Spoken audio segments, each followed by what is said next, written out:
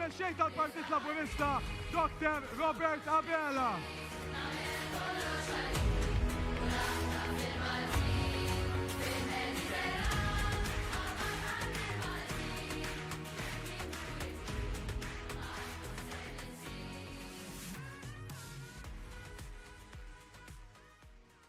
Inselmilkom eżis ħbieb u daw kollha li qed isegwuna jew bit-televiżjoni jew nkella bil-medja soċjali u grazzi mill-qalb talli rġajtu naqadtu magħna għal attività oħra fis-serje Is-Saħħa lil Maltin. Il-kampanja elettorali tal-Partit Laburista li ser twassalna għal ġurnata hekk importanti għal dan il-pajjiż, il-ġurnata ta' 8 ta' Ġunju fejn se niddeċiedu lil min nixtiequ nibagħtu fil-Parlament Ewropew kif ukoll min għandu jmexxi l-lokalitajiet tagħna.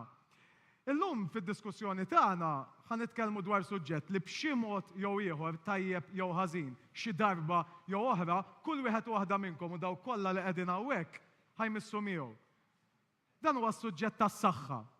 Is-saħħa li fl-aħħar mill-aħħar hija wkoll it-tema ta' din il-kampanja elettorali.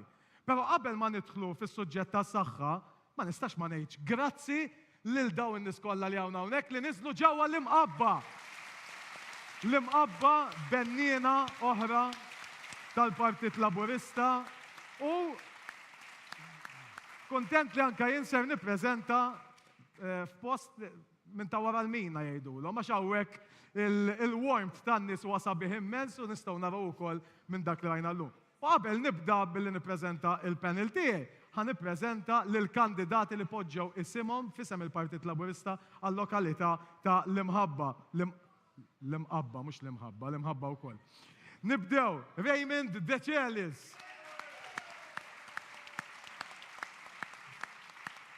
Dingley Jonathan. Farrugia Anita. Gigo Patrick. Zaffareze Henry. Zerafa Grace Marie. Ovvjament, ma nistgħux ma nirringrazzjawkomx talli qed tagħmlu din il-ħidma kollha sabiex ngħinu lill-Partit Laburista li anke ġewwa l-imqabba jagħmel riżultati u jġib riżultati sbieħ għalina il-Maltin. Ħan introduċi l-panel issa, għandi panel li b'xi mod jew ieħor kull persuna kif nagħmlu dejjem anke fil-programm tagħna kif ukoll fit-tienet li għamilna fil-ġimgħat li għaddew għandhom x'jaqsmu mas-saħħa. Ovvjament jekk nitkellmu fuq is-saħħa, il-minti tiġib luk, mhux ovvja, il-Ministru tas-Saħħa u Anzjanità Attiva Joe Etienne Abela. Grazzi mill-qalb Ministru talli qiegħed magħna hawnhekk u talli għoġbok taqsam ftit ħsibijiet magħna l-lejla hawnhekk. Issa, ħdej il-Ministru għandi ħanejt xintom ukoll, però tajjeb li ngħid intom żewġ survivors, wieħed ta' xi ħaġa u wieħed ta' oħra, tispjegawna intom. Nibda b'ħabib antik tiegħi, persuna li jitkellem ħafna fuq is-saħħa mentali, jiġifieri kemm fuq social media, kemm meta tisimgħu jitkellem man-nies, inti rajin minħabba li għaddejt, minħabba li patejt, allura tixtieq tagħmel awareness fuq dan is-suġġett. Minn vittma għal survivor. Ryan Barbara, grazzi ħafna tal-li oġbok tkun magħna. Ryan għandi nibda bl-affarijiet iżbieħ. Akademika, biologist, akademika l-Università ta' Malta. Ruth Gullajmir, grazzi ħafna lilek ukoll li qiegħda magħna. Però tajjeb li ngħidu wkoll li inti cancer survivor u sal-bieraħ stess kont qiegħda tieħu l-kura. Min qalbi, fissem il-Prim Ministru daw kollha qegħdin hawn grazzi tal-li jogħġbok tiġi hawnhekk u taqsam l-istorja tiegħek magħna. Grazzi ħafna Ruth. U ħanagħlaq bi professur ieħor, ħanagħlaq b'kirurgu. Għandi miegħi il-kirurgu Ray De Bono, grazzi ħafna, Sir De Bono. Huwa unur li jkollna professjonisti bħalek u bħanka bħal-Ministru fuq il-panel sabiex titkellmu magħna dwar dan is-suġġett hekk sensittiv imma hekk importanti. Ministru, is-settur sas-saħħa mimli sfidi, mhux qed niskopru għallum din. Imma x'kienu l-iktar sfidi importanti u l-ikbar sfidi li sibt ma' wiċċek minn meta sirt Ministru tas-Saħħa sal-lum? Mela, grazzi Luke. Nixtieq nirringrazzja l-imqabba li ġejtu għaw. Tajtu din merħba daqshekk sabiħa lill-Prim Ministru. Jiena fuq sfidi milniex wisq fil-politika, però dan ir-raġel ta' hawnhekk għallimni li l-sfidi rridu nibdluhom opportunitajiet.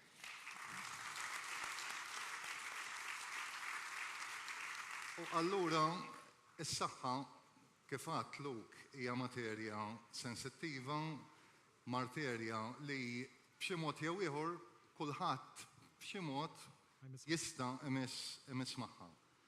Allura huwa importanti li qabel xejn inkunu dejjem pożittivi, l-istrateġiji tagħna dejjem iridu jkunu pożittivi. L-isfidi li qed nitkellmu fuqhom huma sfidi li l-koll nafuhom. L-emerġenza. Kemm wieħed idum jistenna l-emerġenza, imma mbagħad għandna settur, għandna servizzi ta' kwalità ngħid jien eċċellenti, fuq hekk m'għandix dubju. Għandna sfidi ta' riżorsi umani. Kulħadd jaf li dal-aħħar ftit snin qisu iż-żgħażagħ tagħna ma tantx għadhom jinteresshom mix-xjenza. Imma l-isfida qiegħda hemm, l-opportunitajiet qegħdin hemm u aħna qed nagħmlu minn kollox biex dawn l-isfidi nindirizzawhom. Illum stess tkellimt dwar l-istrateġija tal-Gvern dwar l-emerġenza. Dan huwa pjantazzjoni li jelna naħdmu fuq u tista' tgħid lejl u nar dal-aħħar ftit xhur. Huwa pjan li ddiskutejna mal-impjegati kollha ġewwa l-Isptar Mater Dei, tkellimna mal-unions, ovvjament tkellimna mal-kabinett. Il-kabinett, il-kollegi tiegħi nirringrazzjahom talli qablu ma' dan il-pjan. Aħna nixtiequ li l-infrastruttura tal-emerġenza ġewwa pajjiżna issa tilqa l-isfida tal-futur, nafu li għandna popolazzjoni kull ma jmur qed tikber, nafu li għandna popolazzjoni li kull ma jmur qed tavvanza fl-età. Allura aħna ma nagħlqux għajnejna għal sfida bħal din u nixtiequ b'investiment massiġġ li ħajħodna dal-medda ta' ftit snin li ġejjin, qed nitkellmu fuq investiment ta' kważi 70 miljun euro, fejn aħna rridu nittrasformaw l-emerġenza minn emerġenza ta' 35 cubicle għal waħda ta' 70 cubicle, għax dak huwa n-numru li naħsbu li ħajaqdi lil pajjiżna sew. Mal-emerġenza nixtiequ wkoll illi nkabru l-ITU. L-ITU hija l-qalb tal-isptar tagħna u aħna ħanżidu n-numru ta' sodod ġewwa l-ITU b'40%. Ovvjament huwa importanti li downstream issa ġewwa Mater Dei ikollna iktar spazju għal sodod oħrajn. Għax aħna rridu li Mater Dei jeċċella fis-servizzi li aħna nagħtu lill-pazjenti ġewwa l-isptar. Allura aħna l-pjan tagħna hu li nkabbru din il-kapaċità għal 600 sodda oħra. Hemmhekk tkellimna fuq Mater Dei, imma ovvjament hemm ħafna affarijiet li qed isiru fil-komunità. Aħna rridu li s-saħħa tasal fil-komunità u għal din raġuni irranġajna il-polyclinics, il-bereċ tagħna f'diversi postijiet, il-Gargur, il-Qala Għawdex, ir-Rabat Għawdex, qed nitkellmu fuq Birzabbuġa, Ħal-Qormi, u għandna pjan għal iktar clinics aktar tard din is-sena. Ovvjament ma nistax nitkellem fuq is-saħħa mingħajr ma nitkellem fuq is-saħħa mentali. Fuq is-saħħa mentali aħna ħabbarna ftit ilu riforma li hija naħseb jiena unika f'pajjiżna. Deċiżjonijiet ibsin, deċiżjonijiet diffiċli, imma għalhekk aħna gvern pożittiv, għalhekk aħna narfu li il-pazjent, il-persuna huwa ċ-ċentru tal-operat tagħna. Allura aħna nixtiequ li s-saħħa mentali ma tibqax tiġi trattata bħala xi ħaġa oħra, xi ħaġa differenti mis-saħħa fiżika. saħħa waħda għandna, x'persuna waħda għandna, aħna nixtiequ li bil-mod tul dawn il-ftit snin li ġejjin nagħlqu l-Isptar Monte Carmeli, naqtaw darba għal dejjem l-istigma li huwa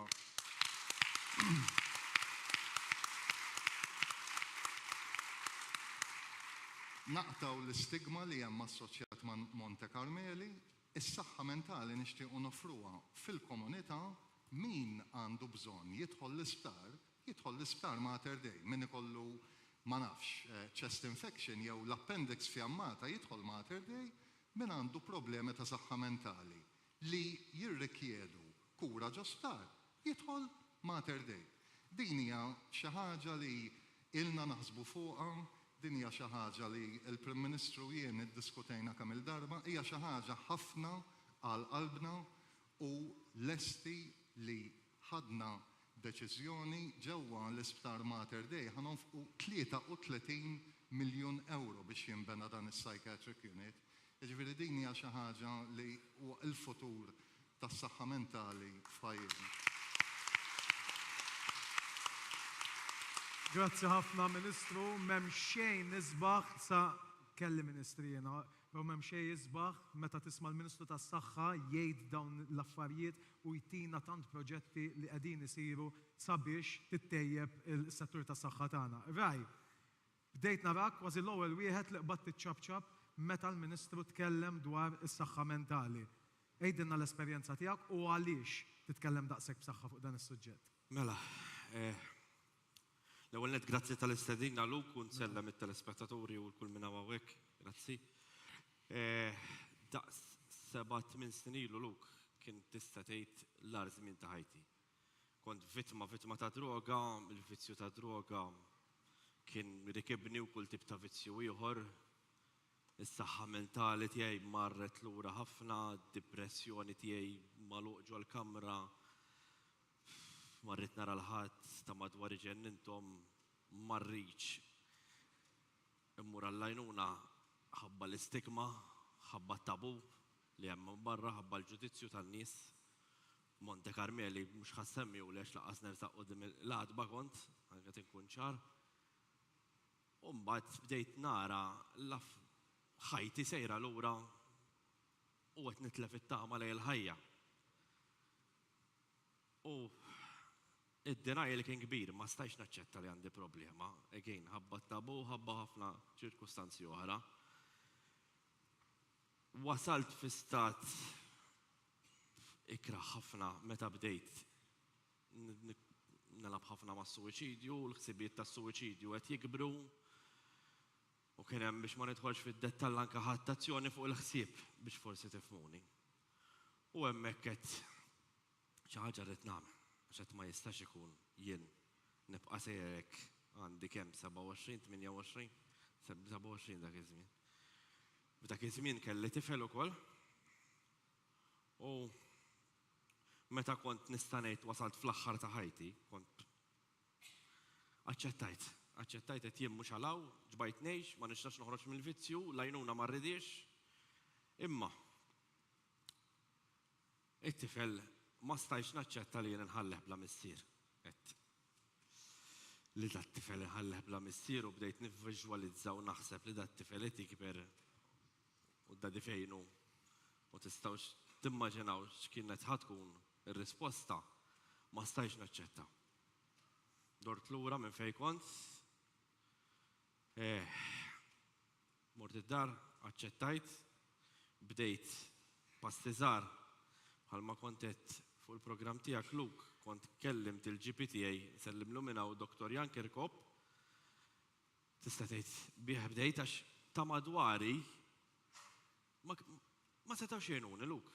Mhux għax ma xtaqgħux jgħinuni, imma ma jafux. U b'hekk illum noħloq l-awareness u b'hekk nixtieq li kulħadd hawnhekk is-saħħa kif qal il-Ministru, s-saħħa mentali nġibuha. Ejsa s-saħħa fiżika.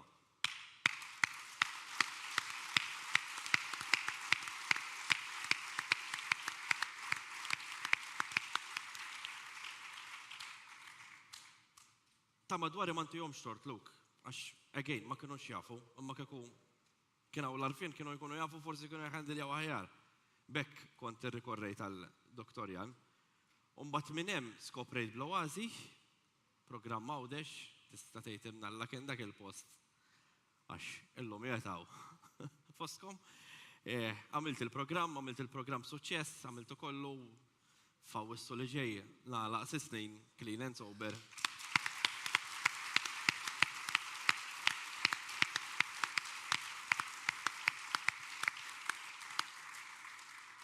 U bli tal-lim temġew Luk bħalma taf u forsi minn rani jafu koll.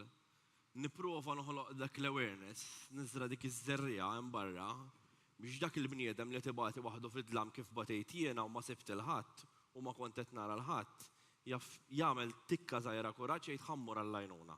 L-għajnuna fis-saħħa mentali hija importanti u ma noqogħdux nitratienu.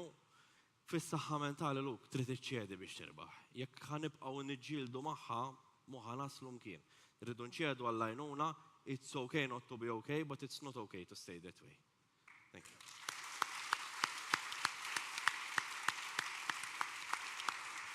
Dawk kollha li qegħdin isegwuna issa poġġu kuntest għal dak li qal il-Ministru qabel Ryan. Ara kemm importanti x-xogħol li qiegħed jagħmel dan il-Gvern f'dan is-settur.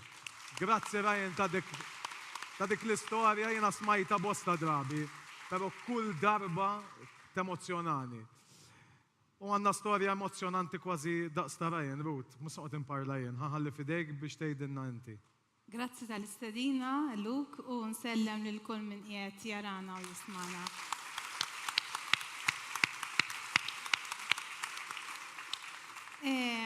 Jiena ġej diagnosed bi breast cancer ftit iktar minn sena u nofsilu, kelli 42. Kombinazzjoni għamilt hekk u ħassejt lamp. Ovvjament, ħatqata, ksaħt, għad għandi 3 tfal għadhom żgħar ħafna fl-età. Jiena l-mami u allura rrid nħossib tiegħi innifsi għax it-tfal għandhom bżonn mami. ċempilt mal-ajr biex naraw din il-lamp x'inhi u sirna nafu li hija fil-fatt cancer. L-investigazzjonijiet fuq din problema bdew mal-ewwel. Is-servizz kien prompt ħafna mill-medical imaging tal-isptar. U mbagħad imxejt għas-surgery. Fil-każ tiegħi kelli bżonn is-surgery l-ewwel. Is-sample jew dak li jitneħħa jintbagħat il-pathology u minn hemmhekk ħareġ li il-kanser kien iktar aggressiv milli fil-fatt ħasbu oriġinarjament. Il-każ jiġi diskuss f'team, f'multidisciplinary team li jkun magħmul minn konsulenti, radiologists, nurses, hemm ħafna nies involuti. U mbagħad kelli bżonn il-chemotherapy. Dan qed nitkellmu dejjem f'Mater Dei dan Iva, Mater Dei u Samok, Serenity Mamo. Is-servizz il-kura tal-breast cancer illum il-ġurnata tingħata kollha hawn Malta, lucky ħafna x'għandna konsulenti bravi ħafna.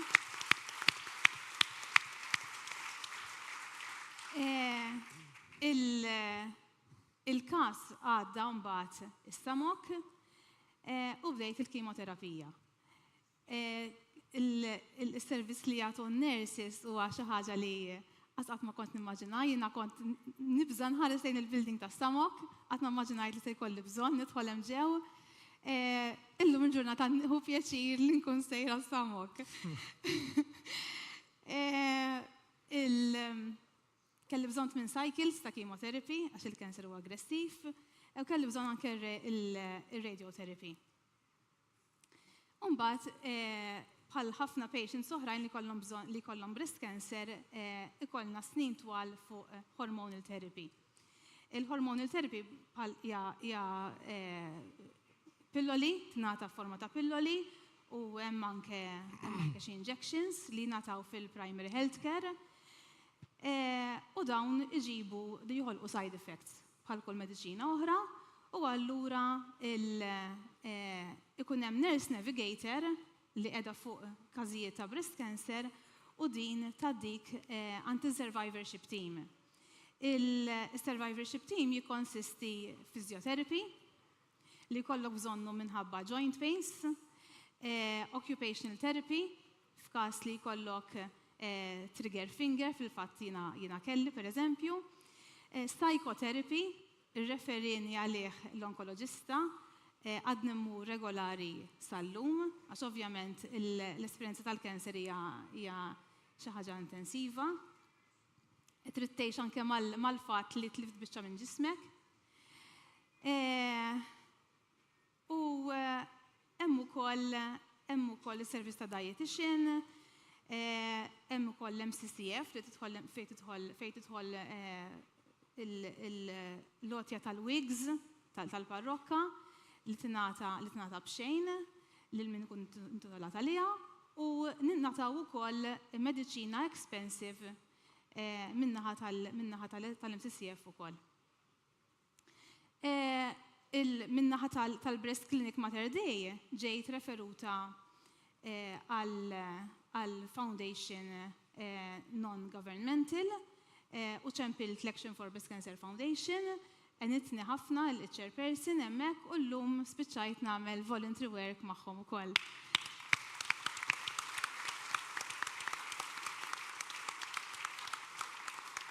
Biex nkun onesta, fil-waqt li l-esperjenza hija mhix sabiħa x'hija kanser, ħallit fl-aħħar mill-aħħar toma tajba. Ġifieri meta naħseb fuq il-kanser ikun hemm momenti ta' biki u ta' rabja u dwejja, imma fil-fond tal-qalb fejn ma nistax kważi nispjega, tħalli ċertu paċi. Ġmiel Ruth, li tisma l-istorja tiegħek tirrakkunta b'dil pożittività.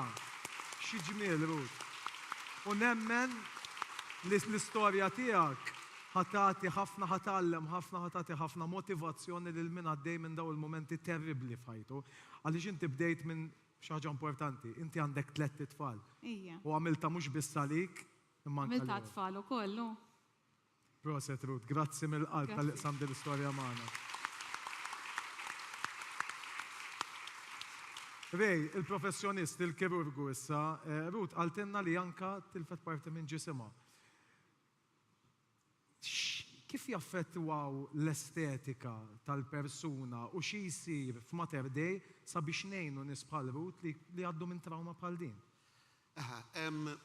L-ewwel ma nagħmlu assessment tal-problema fejn waslet, fis-sens ta' kemm hemm nieqes u tan-naħa l-oħra biex inkunu nistgħu nibnu naħa biex jiġraqbel eżatt mal-oħra kemm jista' jkun. Waqt dak l-assessment ukoll nkun qed niddiskutu mal-pazjenta x'tixtieq, jekk naraw jekk hemm bżonn iktar support psikoloġiku, però mal-ewwel kif inkunu nafu eżatt x'ġara jekk ħaditx ir-raġġi li effettwaw il-ġilda pereżempju, kif ikun hemm ir-raġġi rridu nagħmlu ċertu passi nużaw l-stem cells imbagħad biex inġeddu l-ġilda. Ma nkun ġeddilna l-ġilda ma nagħmlu passi oħrajn. U skont ma jkun il-forma tal-ġisem tal-persuna, skont iċ-choice tal-persuna wkoll, jew nużaw il-laħam tal-persuna biss ħanitkellmu hekk, jew nużaw implants ukoll. U ġieli nikkombinaw flimkien. Illum il-ġurnata is-servizz ta' breast reconstruction li noffru l-Mater Dei huwa fuq livell internazzjonali. Ġifieri kull ma jsir barra minn Malta nagħmluh hawnhekk. U nagħmluh tajjeb ħafna. Huwa proċess twil li nippreparaw il-pazjenti għalih, għandna tim ta' nurses li jissapportjaw dan il-proċess.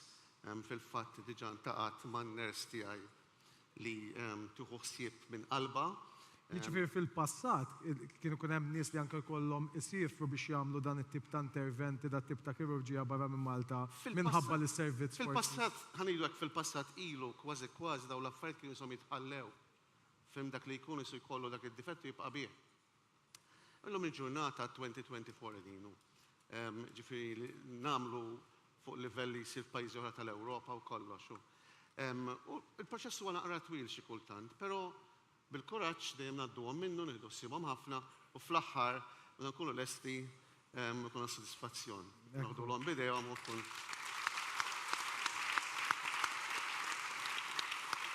U dan it-tip dan it-tip ta' rikostruzzjoni li qed tispjega kemm jgħin lill-pazjent fir-recovery tiegħu? Jgħin ħafna li tkun taf li tlift parti minn ġismek, però taf li hemm it-tama li ħaterġa' tista' tmur il-baħar libes malja normali, li inti tkun tidher bħal nies normali ta' madwarek. Allura inti dik l-istigma tinqata' kompletament u l-ħin li niddevotjaw fuqha l-effort li nagħmlu l-operazzjonijiet li għamilna 3 operazzjonijiet, 5 operazzjonijiet biex wasalna, però irrelevanti at the end of the day għax la naslu, fim? Ekku. Ministru, nies bħal Ruth li kellhom li għaddew mill-esperjenza ta' Ruth, x'inhu huma l-pjanijiet tiegħek bħala Ministru tas-Saħħa tal-Gvern Malti għal persuni li għaddejjin minn dawn it-tip ta' trawmi? Luke, nixtieq nibda billi niskuża ruħi magħhom għaliex li tiġi hawn titkellem fuq l-esperjenza tiegħek naf li mhijiex faċli u grazzi tal-li ġejtu u qed titkellmu. Grazzi. Iva, kif qed jgħid Rej, il-kirurġija rikonstruttiva hija biss fesit, hija waħda ħaġa żgħira mill-ħafna affarijiet li llum il-ġurnata qed noffru lill-pazjenti tagħna. Mhux fil-qasam tal-breast cancer biss, imma f'diversi areas oħra tal-kanċer. U minn hawn qed jismana nagħmlu appell li aħna l-għan tagħna, l-għan tal-Gvern, huwa għan wieħed mal-għan tad-WHO. Aħna nixtiequ li bil-prevenzjoni u bl-screening li aħna nofru, aħna naqbdu l-kansers kemm jista' jkun fil-bidu. Iktar ma naqbdu kanser fil-bidu, iktar il-prognosi tal-pazjent ħatkun tajba. Jiġifieri huwa importanti immens li kif qalet Ruth, jekk tinħass xi ħaġa li mhijiex normali, mhijiex tal-mistħija li tmur għand it-tabib u tieħu parir, laqqas xejn. Jekk aħna nibatulek invit għall-screening biex tiġi tagħmel screening u x'inhu mhijiex tal-mistħija li tmur tagħmlu, dak qiegħed hemm għal raġuni. Is-servizzi tal-kanċer f'pajjiżna tul dal-aħħar 10 snin avvanzaw sew u qed inħarsu aktar il quddiem. Jien naħseb li qabża importanti kbira kienet in-nurse navigator, dak li jgħidulu in-nurse navigator. Dawn huma infermiera li huma dedikatissimi li l-għan tagħhom, il-ħajja tagħhom hi li jiffollowjaw pazjenti bħal Ruth, jirranġaw l-appuntamenti. They are first contact, ġifieri dik kienet qabża għall-aħjar f'pajjiżna. Qegħdin hemm għandna bżonn iktar, da żgur li għandna bżonn iktar. Però imbagħad minn hemm li joħorġu is-survivorship programs u nista' nibqa' sejjer. X'għandna pjanat għall-futur? Qabel xejn għandna l-MR Linac. L-MR Linac huwa impjant ġewwa s-Samok, impjant multimiljonarju, investiment multimiljonarju li ħajkun joffri l-aħħar teknoloġija, l-aħħar trattament ta' raġġi għal pazjenti tagħna. Forsi ma nirrealizzawx li magna bħal din li ħatibda titħaddem minn hawn ftit ġimgħat oħra, magna bħal din fl-Ewropa jeżistu 2 biss, waħda Verona u l-oħra ir-Royal Marsden ġewwa Londra. Ġifieri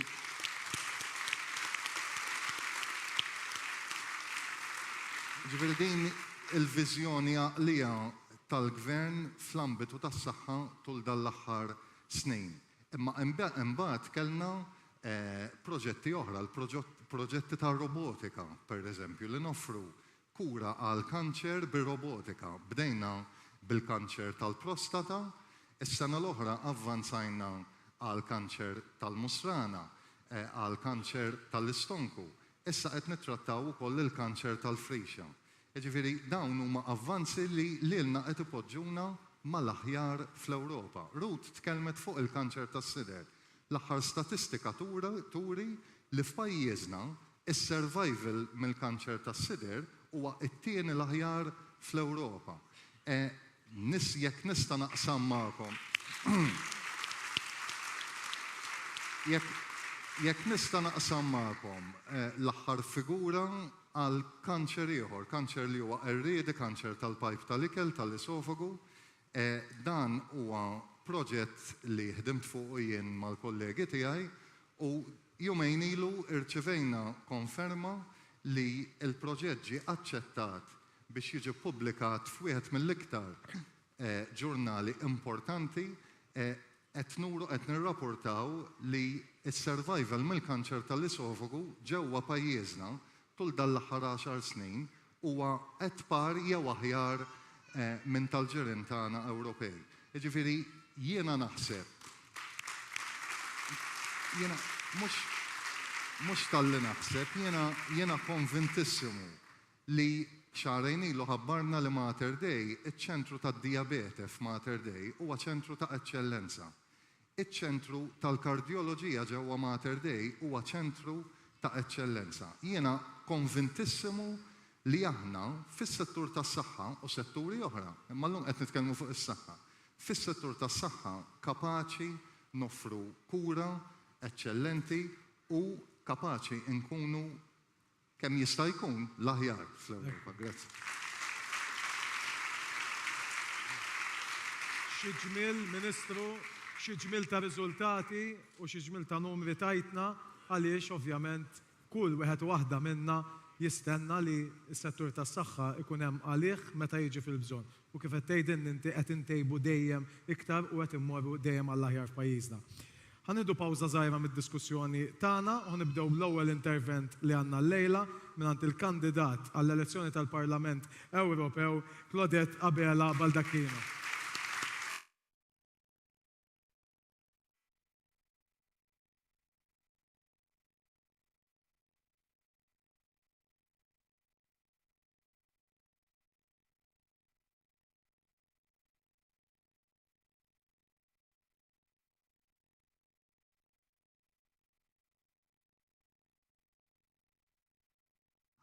ta' ħajja illi rridu jgħixu il-familji tagħna illi qegħdin titkellmu miegħi dwarhom meta qed niltaqa' magħkom fil-pjazzett, meta qed niltaqa' magħkom fil-ġonna u anke fid-djarkom.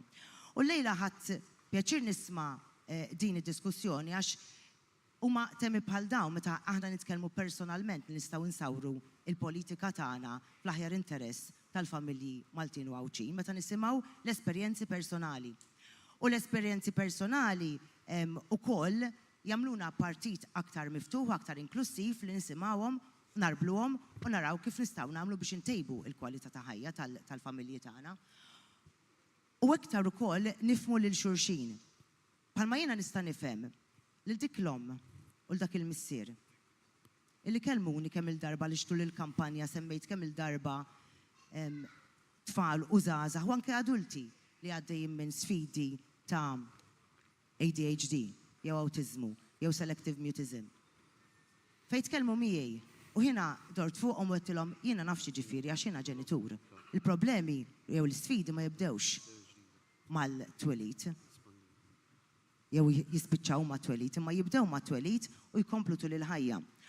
U fil-waqt li nirrikonoxxi it-tajjeb li qegħdin jagħmlu l-professjonisti f'dawn l-oqsma, nemmen ukoll u ma niddejjaqx għaliex qatt ma ddejjaqt nressaq proposti l-qudiem u qatt ma ddejjaqt illi immexxi dak illi nemmen fih il-qudiem li wasal iż-żmien illi forsi wkoll is-servizzi li joffri l-gvern f'dan il-qasam jittieħdu fil-livell li jmiss ħalli dak it-tifel, dik it-tifla li għaddejjin minn sfidi fil-ħajja jifmu minn dak li huma għaddejjin minnu u anke l-ġenituri tagħhom jifmu dak li għaddejjin minnu għaliex huwa xokk għall-ġenituri li jieħdu l-aħbar illi tfal tagħhom għandhom l-awtiżmu jew għandhom l-ADHD jew għandhom xi hidden disability oħra u hemmhekk ukoll fejn tidħol is-saħħa mentali.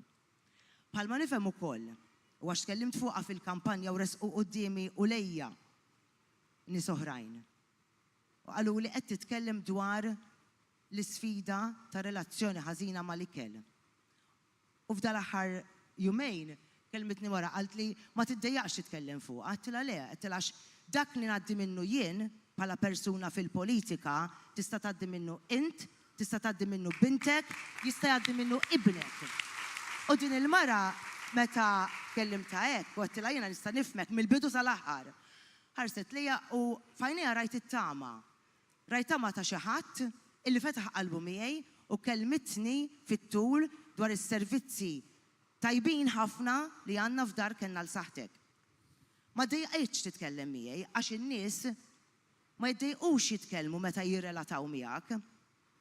U jiena ħossni utli fil-politika meta nitkellem dwar issues bħal dawn, imma ħossni gburija meta tiġi tiklom jew tiġi tikinnanna u bil-mod tgħidli it-tfal tagħna IVF.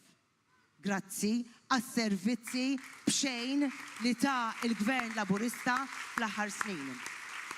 U jiena u żewġi 7 snin ilu iddeċidejna li nitkellmu fuq l-esperjenza personali tagħna. U ddeċidejna li nitkellmu fuq l-esperjenza personali tagħna mhux biex insiru popolari, imma biex aktar familji jersqu l-qudiem jitkellmu u ma jiddejqux jgħidu l-esperjenzi tagħhom. U jekk għad hemm bżonn illi nbidlu, aħna l-partit li qatt ma bżajna nbidlu. U aħna l-partit li jekk naraw li hemm bżonn aktar tibdil fil-liġi tal-IVF m'għandix dubju illi ħadd ma ħajibża ibiddel. U da kollu norbtu ma' deċiżjoni irridu nieħdu fit-8 ta' Ġunju. Aħna fit-8 ta' Ġunju fejn irridu nieħdu lil pajjiżna, fejn irridu mmorru.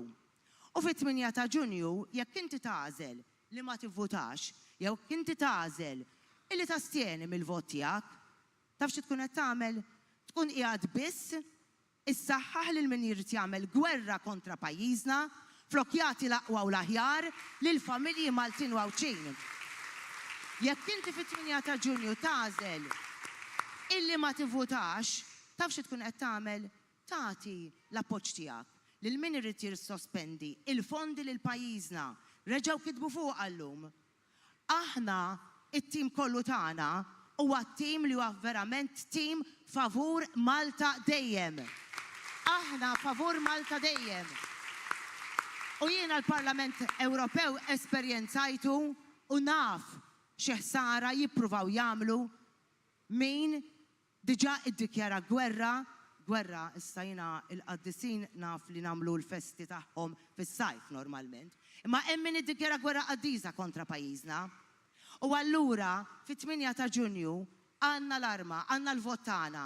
Ejja immorru noħorġu nivvutaw għal kandidati kollha tal-Partit Laburista fuq il-lista tal-Partit Laburista u nivvutaw għal kandidati kollha fuq il-lista tal-elezzjonijiet tal-Kunsilli Lokali. Hekk biss nistgħu nagħtu l-aqwa u l-aħjar lil pajjiżna billi wara l-Prim Ministru Robert Abela inkunu pon wieħed biex wara 8 ta' Ġunju inkomplu mhux biss nagħmlu ġid f'pajjiżna, iżda wkoll li nkomplu nagħmlu l-ġid mill-Parlament Ewropew. Nirringrazzjakom. Nirringrazzjaw lil Claudette tal-intervent tagħha u nixtieq ukoll insellem lill-kandidati l-oħrajn kollha tal-Parlament Ewropew li ħafna drabi kollhom ġranet mimlin daqs bajda però tinet bħal daw xorta naħseb il-formation edha kważi full team hawnhekk. Nirringrazzjakom tal-li ġejtu u nawguralkom għal din l-aħħar ġimgħa u ftit sal-elezzjoni ta' 8 ta' Ġunju. Qegħdin nitkellmu dwar is-saħħa u għandna interventi ieħor minn tabib, it-tabib Michael Farrugia. Insellmulek u grazzi tal-li għoġbok tkun magħna llejla hawn. Inkun qiegħed nonqos jekk ma nibdiex biex nirringrazzja lil ħaddiema kollha li servew fis-settur tas-saħħa matul is-snin, lil ħaddiema li hemm illum u li dawk li eventwalment se jkunu fil-futur.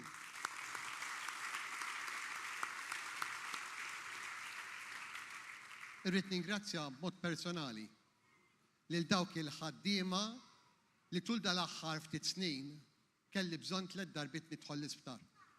Darba l-meningita, darba incident li kelli fej literalment il-qurrija ta' rasi minn tarf sa' ieħor kienet maqsuma u anka fi żmien il-COVID fej għamilt 4 ijiem għal kura fl-isptar.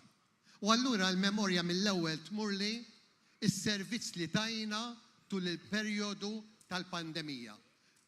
Servizz eċċellenti, rikonoxxut mhux biss lokalment, imma rikonoxxut ukoll internazzjonalment għal mod kif mexxejna.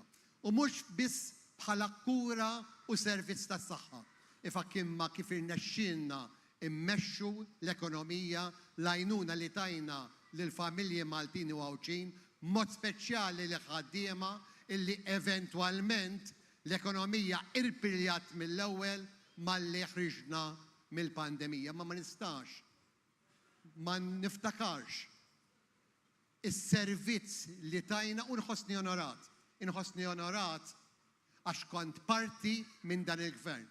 Parti minn dan il-gvern fej għal darbtej tlieta biddilna u tejjibna il-liġi tal-IVF u tajna opportunitajiet lill-iktar ommijiet illi kollhom l-uliet.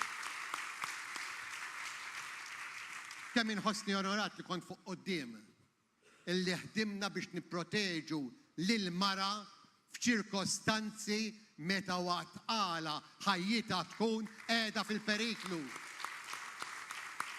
Li kont parti minn dan il-gvern fejn għajna l-iżvilupp fil-kardjoloġija, fil-mart tal-puplesija, fil-mart tal-neuroloġija, fil-kura tal-kanċer, fil-kura tat-trattament tad-demm, fit-tetjib il-rajna fil-kura primarja.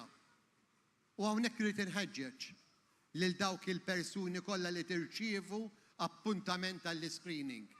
Illi tieħdu dik l-opportunità kif għadna kif smajna għax tatik l-opportunità li jekk tilħaq il-kanċer fil-bidu inti għandek tama kbira perċentwal għoli ta' trattament u li toħroġ minn dik il-marda b'mod suċċess. Ekk ukoll irid inħeġġeġ lil dawk kollha li jistgħu jagħtu d-demm biex imorru jagħtu d-demm ħalli l-operazzjonijiet li jsiru fl-isptarijiet tagħna ikunu jistgħu jkomplu jitwettqu u mhux jiġu posposti. Id-donaturi tal-organi kemm hawn persuni li qed jistennew biex jingħataw xi organu ħalli jkunu jkollhom opportunità ta' kwalità ta' ħajja aħjar mill-kondizzjoni ta' marda li għandhom illi wieħed jagħti id-donazzjoni tal-organi tiegħu wara li jmut. Qed naraw l-iżvilupp illi sar, l-investiment illi sar u fis-settur tas-saħħa mhux xi ħaġa statika, hija fluida ħafna. L-iżvilupp ir-riċerka, mediċini li joħorġu ġodda, illi naqsulek il-possibilità li tidħol l-isptar, illi tqatta' inqas ħin l-isptar, illi inti tista' tgħix kwalità tal-ħajja aħjar f'ċirkostanzi ta' mart mentali, illi bħalma smajna, bħalma wieħed jista' jkun marid b'qalbu, wieħed jista' jkun marid bil-kliwi, wieħed jista' jkun marid b'infezzjoni fil-pulmun, il-mart mentali mhux xejn iktar ħlief marda oħra u rridu nittrattawha bħala marda oħra. Dal-partit huwa wieħed progressiv. Dal-partit huwa wieħed li ma joqgħodx lura. Dal-partit għandu viżjoni fis-qasam tas-saħħa, viżjoni f'setturi kollha. Iktar u aktar trid l-investiment. Jekk ma jkollokx ekonomija b'saħħitha, ma tistax tonfoq u qed nonfqu u ngħinu mhux biss fis-settur tas-saħħa, imma fis-setturi soċjali kollha. Qed ngħinu titjib tal-kondizzjoni tal-ħaddiema għax l-ekonomija tagħna qiegħda b'saħħitha mixja il-qudiem. Ħbieb, dan hu l-partit li jiena nħoss il-pjaċir tiegħi li nifforma parti fil-grupp parlamentari 32 sena. Bajt dejjem għax nara f'dal partit li għandu viżjoni, li joffri tama, joffri futur, tal-bejqa ta' għada aħjar minn tal-lum u l-lum li qed noffru viżjoni u kwalità ta' ħajja aħjar mill-bieraħ. U għalhekk fit-8 ta' Ġunju. Fit-8 ta' Ġunju rridu nivvotaw lil partit li joffrilek dak it-tama, li joffrilek viżjoni, mhux biss lokalment, imma dawn il-kandidati illi min ikun elett minnhom sa jkun qiegħed jiddefendi lil pajjiżna u mhux jaħdem kontra pajjiżna kif jagħmlu tal-Partit Nazzjonalista. U allura minn qalbi ngħidilkom, ħudu din l-opportunità. Din l-opportunità fejn tagħtu is-saħħa, il-backing tagħhom, toffru il-kuraġġ lil dan il-gvern li jkompli jagħmel il-bidliet kollha neċessarji, apparti illi dawn il-kandidati, dawk li jkunu eletti minnhom, ikunu jistgħu jaħdmu għal pajjiżna. Kif irid ikollna l-kuraġġ? Il-kuraġġ li forsi semmit Claudette u nista' insemmi affarijiet oħrajn.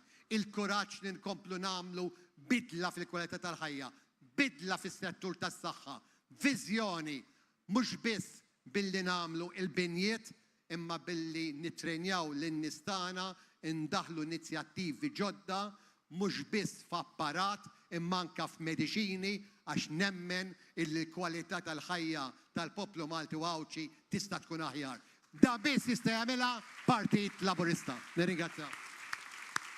Ringrazzja l-tabib Michael Farrugia u grazzi tal-li oġbok tagħmel l-intervent illum magħna.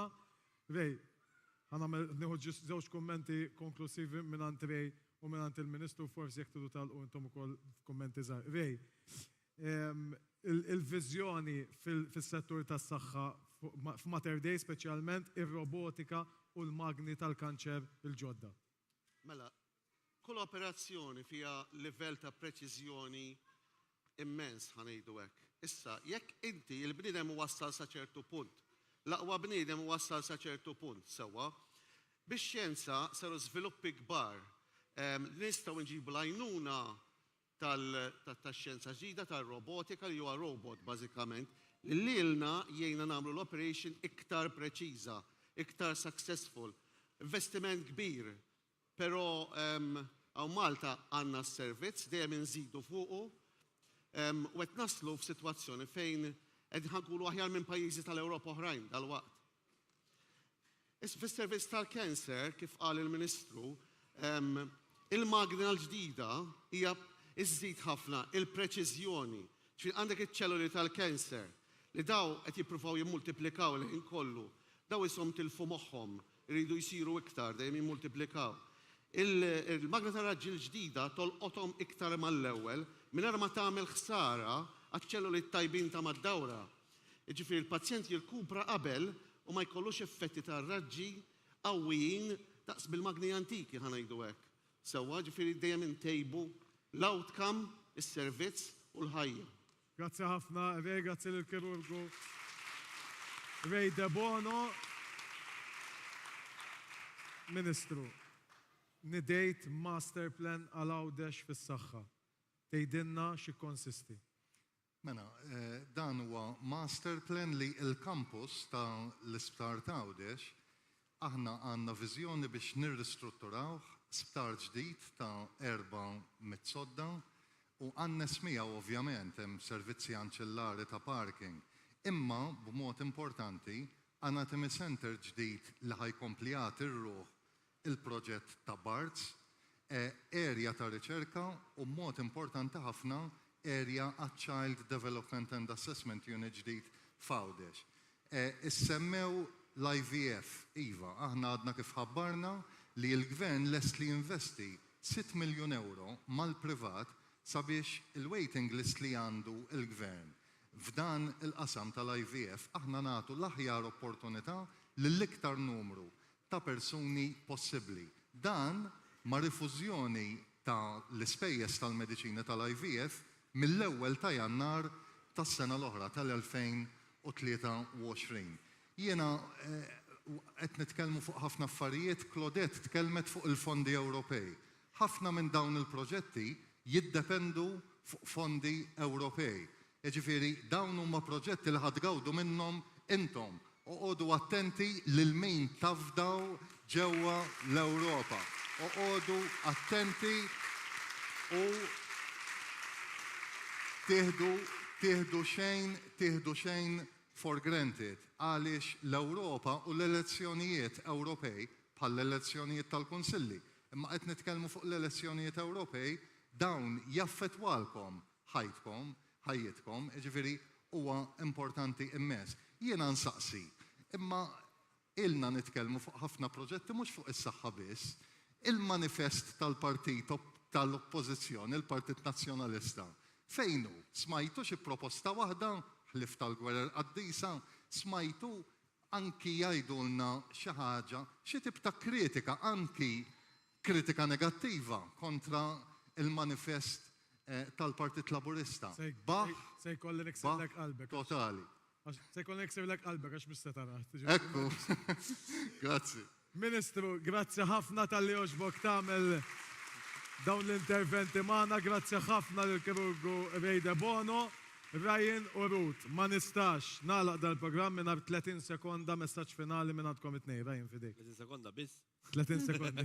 Għax kemm il-Prim Ministru. Messaġġ żgħir lil-nies barra u s-soċjetà speċjalment nippruvaw nkunu naqisjet ġentili bejnietna. Nkunu naqisjet hekk għax il-bniedem ma tkunx taf minn xi għaddej. U dak il-bniedem li għaddej minn għatadla, jew żmien jiebes, tiddejjaqx tirrikorri għall-għajnuna. Ta' tixkas in-nies xorta ħejdu, l-ġudizzju ta' nies hemm ħajibqa'. Jiena llum in-nies snin fi triq it-tajba l-grazzja t'Alla u n-nies xorta dom jgħidu, ħallihom ħajjgħidu. L-importanti ħares lejn l-għajnuna bħala investiment lejk innifsek. Ejt għal darba f'ħajti ħanġib lili l-ewwel. Grazzi. Sinjuri Ryan Barbara. Nagħlqu bik, Ruth. Ġast semma l-punt diversi drabi u se nerġa' nsemmi jien. L-importanza li nattendu għall-screening jingħata b'xejn lill-bracket ta' nies li nafu li huwa l-iktar età li tista' tkun affettwata mill-breast cancer. Is-servizz huwa tajjeb, għandna biex nkunu kburin li aħna Maltin dan is-servizz u fil-waqt li il-professjonisti hawnhekk ninkoraġġikom biex tibqgħu iżommu collaboration tajba bejn l-aspetti differenti li hemm ġo Mater Dei u Samok għal-ġiet tal-pazjent. Sinjuri, grazzi kbira lil Ruth Gullajmir. Grazzi Rejde Bono, Ruth Gullajmir, Ryan Barbara u l-Ministru Joe Etienne Abela. Prim Ministru, aħna li kellna ngħidu qednieh issa nħallu lilek biex talaq bil-kbir. Grazzi Luke, grazzi lilkom.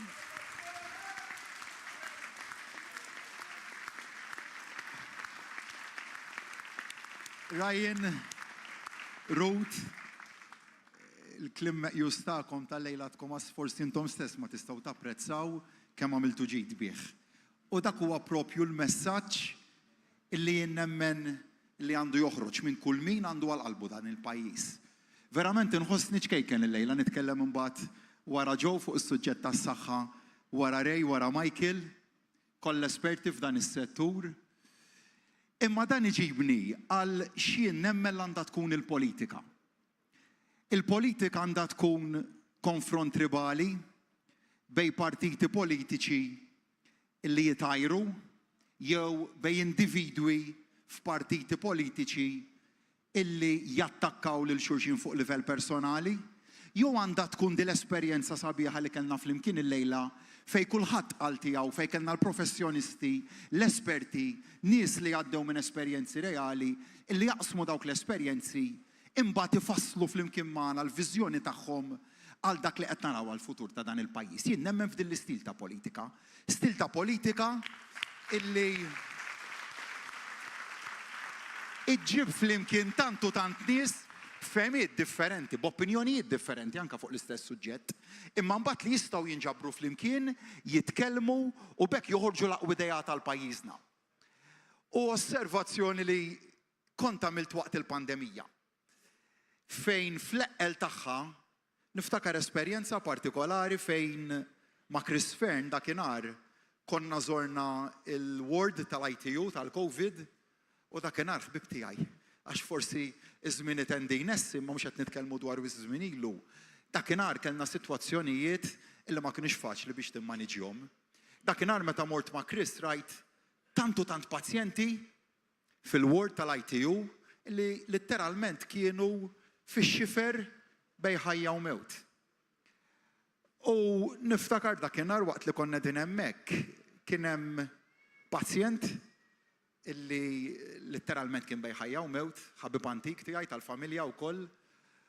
U niftakar li wara li tlaqna Krissu jien minn hemmhekk kontatt lill-persuna li tmexxi l-Infectious Diseases Unit dakinhar il-Charles Maljazzo Pardi kontatt lu Charles naf li s-sitwazzjoni kif inhi għatlumma jekk tista' tagħmel dak kollu li tista' għalli diffiċli għalli għaliex mhux għall-magħna.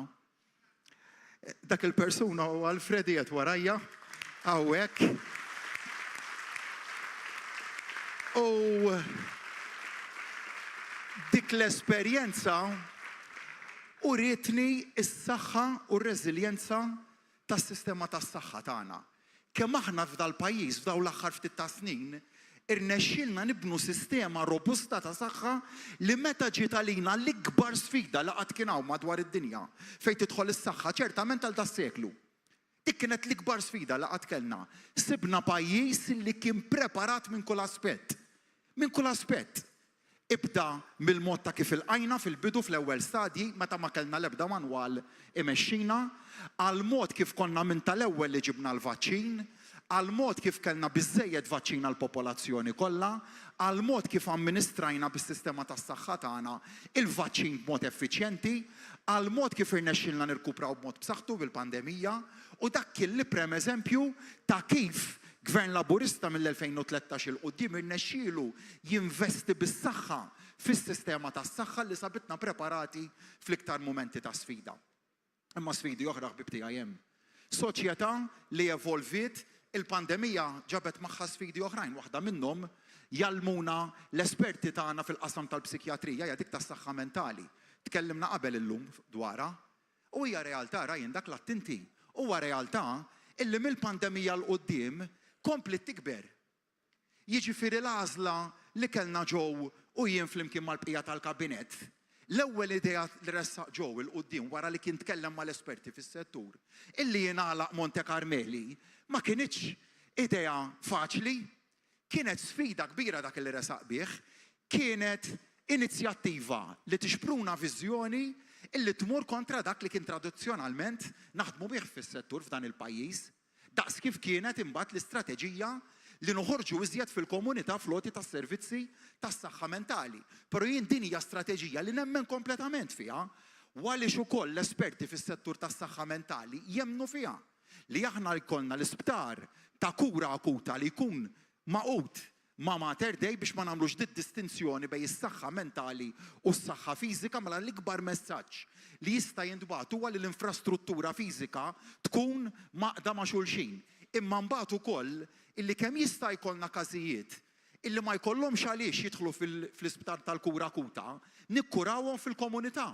U l-istatistika hemmhekk hija waħda inkoraġġanti ferm li l-maġġoranza assoluta ta' pazjenti li jkunu jeħtieġu għajnuna ta' saħħa mentali u li jirrikorru għall għajnuna fis-servizzi li noffru fil-komunità mhux qed ikollhom il-ħtieġa li jmorru fl-isptar ta' kura akuta. Dik hija xi ħaġa li hija verament b'saħħitha u li rridu nibqgħu nimbuttaw fiha. L-istess il-kura fl-onkoloġija, l-investiment bis-saħħa li sar hemmhekk u li rridu nibqgħu nsaħħuh. Imma dak ukoll ma tagħmlux biss billi titkellem imma mbagħad billi kollokazzjoni konkreta. L-investiment li għamilna fir-riżors umana fil-qasam tas-saħħa ftehim kollettiv tal-infermiera, wieħed mill-iktar b'saħħtu tal-qwiebel ukoll, fejn hemmhekk tajna inċentivi finanzjarji b'saħħithom f'settur illi huwa tant importanti.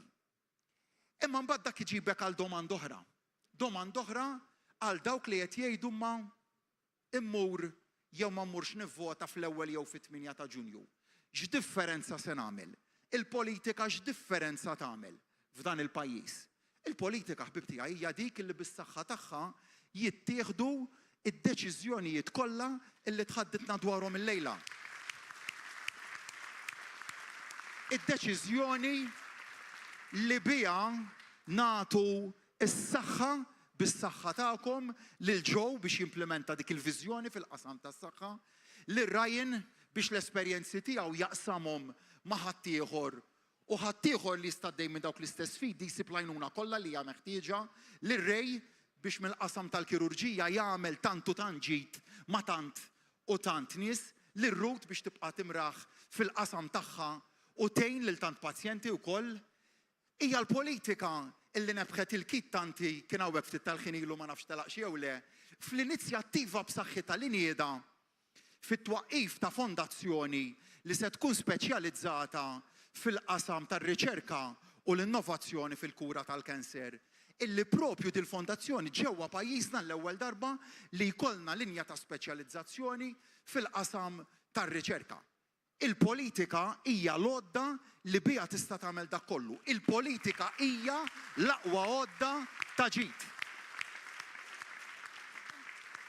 Skont kif tuża l-politika, għaliex il-politika tista' jekk tuża ħażin tkun għodda ta' ħsara. Aħna nemmnu bil-ferm illi l-politika għandha dejjem tintuża biex dawn l-esperjenzi reali li smajna dwarhom illejla dejjem niffaċilitaw lin-nies illi fil-politika wkoll jistgħu jsibu s-soluzzjoni ta' tant u tant realtajiet. Mela allura l-għażla issa qiegħda f'idejn kull wieħed u waħda minnkom biex fit-8 ta' Ġunju tibagħtu messaġġ ċar u b'saħħtu ta' x'politika tridu għal pajjiżna, ta' x'direzzjoni strateġika tridu għal pajjiżna, jekk tridux illi daw l-investimenti multimiljonari li semma ġew aktar qabli fil-qasam tas-saħħa mentali, fil-kura tal-onkoloġija, inwassluhomx, jien nemmen li nistgħu nwassluhom, għandna l-aqwa nies biex jistgħu jimplementawhom, però llum indur fuqkom, issa għandna bżonn li intom tatuna is-saħħa tagħkom biex dik is-saħħa tagħkom nagħtuha lura f'ħafna u ħafna ħidma, is-saħħa lill-imqabbin, is-saħħa lill-Lawċin u s-saħħa lill-Maltin. Grazzi lilkom. Nisem daw kollha li nisru hawnhekk u daw kollha li segwewna minn fuq it-televiżjoni, nirringrazzjaw lill-Prim Ministru u n-mexxej tal-Partit Laburista Dr. Robert Abela. Aħna ovvjament fl-aħħar ġimgħa ser inkunu qegħdin inkomplu b'dawn l-attivitajiet in vista tal-elezzjoni kif qal il-Prim Ministru li tibda bl-early voting ta' l-ewwel ta' Ġunju u mbagħad tkompli bil-ġurnata tal-vot ta' 8 ta' Ġunju. Infakrukom nhar il-ħamis bħallum ġimgħa eżatt Together in Concert fejn ħajkun hemm kunċert enormi biex jalaq din il-kampanja elettorali u mbagħad ovvjament waslinna l-aħħar messaġġ tiegħu għal din il-kampanja elettorali il-Prim Ministru u l-mexxej tal-Partit Laburista Dr. Robert Abela. Minn għandi m'għandi xejn iktar xi nżid. Grazzi mill-qalb, komplu sostnu l-Partit Laburista f'din il-mixxaliet 8 ta' Ġunju u kunu magħkom għada għal tinda oħra. Il-komplement tal-lejli tajjeb.